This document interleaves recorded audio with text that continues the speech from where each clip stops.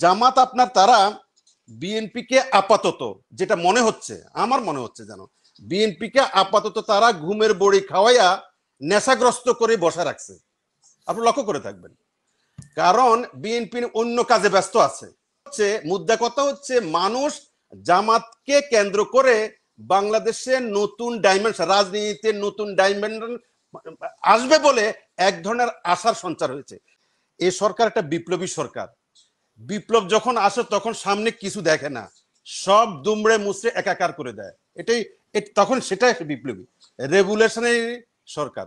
মানে উচিত ছিল এটা একটা রেভুলেশনারি কমান্ড কাউন্সিল করে তাদের মধ্য দিয়ে দেশ পরিচালিত করা। এখন বিপ্লব হয়েছে, বিপ্লব শব্দটা ইটসেলফ একটা বিরাট বিষয়, কিন্তু আমাদের যে ফ্রেমওয়ার্ক তৈরি করছি আমরা যে রাষ্ট্র পরিচালনার যে ফ্রেমওয়ার্কটা এরপরে পাইলাম, সেটার মধ্যে বিপ্লবের ভাব, বিপ্লবী ভাব বা বিপ্লবী গন্ধ আমি জানি না, মানে একটা বিপ্লবাত্মক চেতনা খুব দেখছি না, ভাবে ধরনে চিন্তা চেতনায়। আমি অনেক উপদেষ্টাদেরকে দেখি, এরা যে বিপ্লবের ফসল এরকম মানে আমাদের ভাবতে কষ্ট হয়। মনে হচ্ছে যেন অনেক বেশি ম্রিয়মান, অনেক বেশি নির্জীব, অনেক বেশি। কার কথায় মনে হয়েছে আপনার? না না না, ওনাদেরকে দেখলে মনে হচ্ছে, এটা বলছি। আচ্ছা যাক, এটা নিয়ে আমি আর বলবো না। আমি ওনার সাথে একমত সম্পূর্ণ যে এই সরকারটা বিপ্লবী সরকার হওয়া উচিত ছিল। বিপ্লবী সরকার মানে সামনে আমার কিছু নাই, সংবিধান নাই, কোন মন্ত্রী পরিষদ নাই, পার্লামেন্ট নাই, কিচ্ছু নাই। আমার জনগণ সুপ্রিম, সুপ্রিম অথরিটি হচ্ছে জনগণ। জনগণ সব মারাই দিছে। এখন সেটা আমরা এই ফ্রেমওয়ার্কে দেখি নাই। আমি ওনার সাথে একমত সম্পূর্ণরূপে। এবার আসি আপনি যেটা নিয়ে আলোচনা শুরু করছেন, সেটা আমার পূর্ববর্তী চারজন বক্তা অনেক কথাই বলেছেন, আমি ছোট্ট করে একদম বলে যাচ্ছি। প্রথম কথা হচ্ছে যে জামাত, আমি এর আগেও আপনার শোতে বলছিলাম, জামাত কি শুরু করেছে? জামাত তো শুরু করবেই। জামাতের পোয়া 12 এখন, জামাতের এখন পোয়া 12। জামাত এখন আপনাকে কি বলবো, জামাতের বলছি না আমি, জামাতের এখন বৃহস্পতি তুঙ্গে। না, এটা এটা তারা ক্ষমা জামাতের করে, উদারতাও হতে পারে। এই যে ভারতের সাথে বন্ধুত্ব বলেন বা আওয়ামী লীগকে না বলছি আমি এই কথাগুলো আমাকে বলতে দেন। আপনি মাঝখান দিয়ে ইয়ে করলে আমি বলতে পারবো না। কেন তারা তারা কেন তারা কেন ক্ষমার কথা বলছে? তারা কয়টা কথা বলছে দেখেন। তারা ক্ষমা করে দিচ্ছে, তারা ভারতের সাথে সম্পর্কের ব্যাপারে কুসুম কুসুম কথা বলছে। তারপরে তারা কি বলছে, আরেকটা কথা তারা বলছে যে জালিম মজলুম, এই কথাগুলো উঠাইছে কিন্তু তারা, জালিম মজলুম।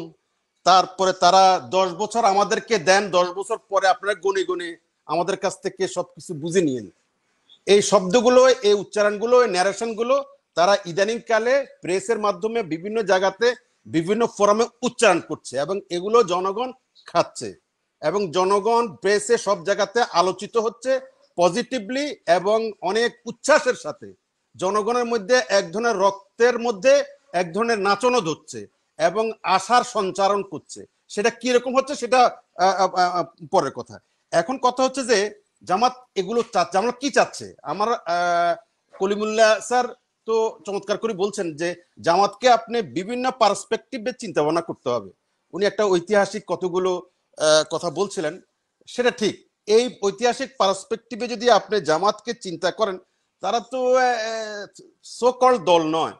আপনি আপনি যদিই বলেন যে তা আমার দল না, আমার রবি ভাই, জামাত কোন রাজনীতিক ট্রেডিং পার্টি, মানে অনেক কিছুই বলতে পারেন। আমি কলিমুল্লাহ স্যারের যদি পার্সপেক্টিভের সাথে আলোচনা করে এভাবে বলি, জামাতের সুদূর প্রসারী প্ল্যান আছে, যেটা আমরা রাজনৈতিক দলগুলো বাংলাদেশে যারা যারা ক্রিয়াশীল আছে, আমি জানি না কতটুকু বুঝতে পেরেছে বা এখনো বুঝছেন। কেন বলছি কথাটা? জামাত আপনার তারা বিএনপি কে আপাতত, যেটা মনে হচ্ছে, আমার মনে হচ্ছে যেন বিএনপি কে আপাতত তারা ঘুমের বড়ি খাওয়াইয়া নেশাগ্রস্ত করে বসা রাখছে। আপনি লক্ষ্য করে থাকবেন, কারণ বিএনপি অন্য কাজে ব্যস্ত আছে। সেটা রবি ভাই কিছু কিছু বলতে চাইছেন, সেটা সুকৌশলে করুক আর বোকামির ছলে করুক, যেভাবে করুক, তারা এমন কিছু কাজে ব্যস্ত আছে যেটা রাজনৈতিক দল হিসেবে বিএনপির সাথে সেটা যায় না, তারপর তারা আছে। কিন্তু জামাত আপনি যেটা বলছিলেন যে এটা তাদের একটা কৌশল কিনা, এটা শুধু কৌশল না, এটা একটা মহা কৌশলের অংশ। সে মহা কৌশল কি? জামাত বাংলাদেশের রাজনীতিতে যেটা কলিমুল্লাহ স্যার বলছিলেন যে একটা আদর্শ স্টাবলিশ করতে চায়, সে আদর্শ স্টাবলিশ করার জন্য তারা বিভিন্ন সময়, যেটাকে আপনারা গিরগিট কইতে পারেন, বিভিন্ন রং ধারণ করে শুধুমাত্র, এবং এটা তাদের ইসলামের কৌশল। এই যে ক্ষমা করে দিছে না, ক্ষমা করাটা কি? তারা তো এটা বলতেছে এইভাবে যে ক্ষমা মহাৎ গুণ, এটা আল্লাহর জন্য ক্ষমা করছি এবং আল্লাহর জন্য আমরা আপনার শাস্তি দিব। তাদের দুইটা জিনিস আছে, একটা হলো আমরা একজনকে শাস্তি দিব আল্লাহর জন্য, আমরা একজনকে ক্ষমাও করব আল্লাহর জন্য। তাদের এভাবে বক্তব্য আছে। এখন জামাত এগুলো করতেছে, করে আমাদের সমাজে সবার মাঝে এক ধরনের উচ্ছ্বাস তৈরি করতে পেরেছে বা পারছে বলে মনে হচ্ছে। এখন তারা কেন এটা করছে, তারা কিসের বলে করতেছে? বকরি জলে খুঁটার জোরে, কোন জোরে তারা এইভাবে, কোন সাপোর্টে, কোন সহযোগিতার কারণে, কেন কেন তারা এই জাতীয় উচ্চারণ করছে? কেন তারা বলছে যে আমরা ক্ষমা করে দিলাম? ওরা ক্ষমা করার কে? ক্ষমা কারা করে জানেন? আজকে বিএনপি যদি এটা বলতো যে আমরা তাদেরকে ক্ষমা করে দিলাম, এটা না হয় ঠিক আছে, আমি মানি নিতাম। বিএনপি একটা বিরাট দল, তাদের সারা বাংলাদেশে নয় শুধু, তারা এই মুহূর্তে সরকার পরিচালনা করতে। জামাত যদি রাজনীতিক মাঠে একটা কৌশল অবলম্বনই করে, সেটা কি জামাতের অন্যায় হবে? আপনারা তো বিভিন্ন না না না অন্যায় না, না না না না, আমি তো সেটা বলছি না, অন্যায় তো হবেই না, এটাই রাজনীতি। এবং এই রাজনীতিটা তারা ভালো করে করতে পেরেছে অতীতেও পারছে। তারা কখনো কখনো ব্যাকওয়ার্ড, কখনো কখনো ফরওয়ার্ড, তারা কখনো কখনো ডিফেন্সিভ খেলে, কখনো অফেন্সিভ খেলে। তারা, আপনি লক্ষ্য করে থাকবেন, তাদেরকে যখন আপনি বাতিল করে দিলেন তাদের আপনার নিবন্ধন, তারপর তাদেরকে নিষিদ্ধ ঘোষণা করলেন, তাদের মধ্যে কোনো রা ছিল না। কারণ তারা তাদের শক্তিমত্তা সম্পর্কে জানে, তারা কি করতে পারবে সেটাও জানে, এবং জনগণের মধ্যে তারা কতটুকু সাড়া দিতে পারবে সেটাও তারা জানে। তারা তাদের সম্পর্কে সম্পূর্ণরূপে ওয়াকিফাল। আমি পজিটিভ, আমি কথাগুলো এটা এই জন্য বলছি না যে আমি জামাতের পক্ষের লোক, সেটা নয়, এটা আমি কতগুলো বাস্তবতাকে তুলে ধরতে চাচ্ছি। সেই বাস্তবতার আলোকে জামাত এখন এই মুহূর্তে, আজকে পর্যন্ত তারা পাওয়ার বিডার, তারা পাওয়ার প্লে করে। পাওয়ার প্লে কিন্তু কে করে? তারা সেটাই করতে চাচ্ছে। সারা সেটা করতে গিয়ে কি জন্য করে? তাদের পেছনে সাপোর্ট আছে, তারা মনে করছে এই যে ছাত্ররা, যে যুবকরা, যে বিশ্ববিদ্যালয় পড়ুয়া ছেলে মেয়েরা যে আন্দোলন রচনা করেছে, এবং যে আন্দোলনের ফলে বাংলাদেশে দ্বিতীয় স্বাধীনতা অর্জিত হয়েছে এবং মানুষ খুশি হয়েছে। এবং আমাকে বললে তো, আমাকে একটু বলতে দিবেন আপনি, সবাইকে বেশি সময় দিচ্ছেন, আমাকে একদম সবচেয়ে কম দিচ্ছেন। আচ্ছা, তারপর আমি শেষ করে ফেলবো। তারা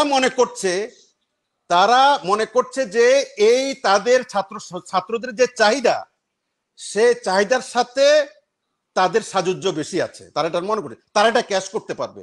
এবং ইনডাইরেক্টলি, প্রচ্ছন্ন ভাবে এই তাদের চাহিদার সাথে, তাদের ইচ্ছা অনিচ্ছার সাথে জামাতের ইচ্ছা অনিচ্ছার মিল আছে, এবং তারাই পারবে, তারা যেটা চায় সেটা প্রতিষ্ঠা করতে, সেটা অর্জন করতে, এবং জাতিকে সেটা দিতে, ছাত্র সমাজকে সেটা দিতে। আমি বলছি না যে ছাত্র সমাজ অন্ধভাবে এদেরকে সাপোর্ট করছে, সেটাও আমি বলছি না। আমি বলতে কাছাকাছি চলে আসতে পারছে, এবং এবং আরো যাবে। আরেকটা কথা যেটা বলতেছি, তারপরে আসেন বাংলাদেশের আরো যে শ্রেণী পেশার আছে, সমস্ত মানুষের মধ্যে তারা একটা নতুনত্ব দিতে পেরেছে। দেখেন, ক্ষমা করে দেওয়া, এটার মধ্যে একটা নতুনত্ব আছে। ইন্ডিয়ার সাথে সম্পর্ক যে ভালো করার, এই কথাগুলোর নতুনত্ব আছে, যদিও পুরাতন কথা। এটা বিএনপির মুখে যদি এটার কথা আসে, তাহলে এটার এক ধরনের ব্যাখ্যা হয়। জামাতের মুখ দিয়ে যখন এই কথাটা আসলো, এটার ব্যাখ্যা কিন্তু আরেক রকম। মুদ্রা কথা হচ্ছে মানুষ জামাতকে কেন্দ্র করে বাংলাদেশের নতুন ডাইমেনশন, রাজনীতিতে নতুন ডাইমেনশন আসবে বলে এক ধরনের আশার সঞ্চার হয়েছে। এবং জামাত মনে করে আমরা যেটা বলবো এটা নতুন, এটা মানুষ খাবে। এটা খাবে কি কারণ? দীর্ঘদিন থেকে বিএনপি, জামাত বা জাতীয় পার্টি যে কথাগুলো বলে আসছে, ওদের কথার মধ্যে তারা এটার এই আনন্দটা তারা পায় না, এই উচ্ছ্বাসটা তারা বোধ করে না, এই থ্রিল হয় না।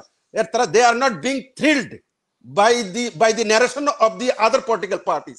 বাট জামাত যখন উচ্চারণ করে, জামাত যখন কইছে যে আমাদেরকে 10 বছর দিয়ে দেন, 10 বছর পরে আপনারা আপনাদের কি কি পাওনা বুঝে নিয়ে নেন আমাদের কাছে, ইট মিনস ইট ম্যাটার। জনগণের মধ্যে এটা ম্যাটার করে, এবং ম্যাটার করে বলে এটা লুফে নিছে জামাত। এটা একটার পর একটা তারা ন্যারেশন দাঁড় করাচ্ছে, এবং তারা সে জনগণকে পজিটিভলি জনগণ নিচ্ছে বলে তাদের কাছে মনে হচ্ছে, যার জন্যই আজকে তারা এই কথাটা বলতে না না তার জন্য রাইট, তার জন্য তারা এই এই কথাটা বলতে সাহস পাইছে যে ভারতের সাথে একটা সম্পর্ক রাখাটা উচিত, অথচ এটার সাথে তাদের আগের আলোচনা কোনটাই যায় না।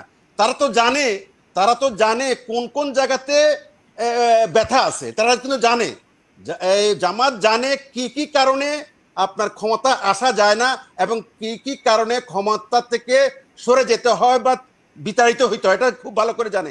সেই জন্যই তারা এই জাতীয় এইভাবে এই কৌশল অবলম্বন করছে, এবং তাদের এই কৌশল শুধু কৌশল না, এটা হচ্ছে মহা কৌশল, এবং সেই কৌশলে বাংলাদেশের মানুষের মধ্যে একটা নতুনত্বের যে আকাঙ্ক্ষা ছিল মানুষের মধ্যে, সে আকাঙ্ক্ষা বিরাজমান হচ্ছে বলে মনে হচ্ছে। ধন্যবাদ।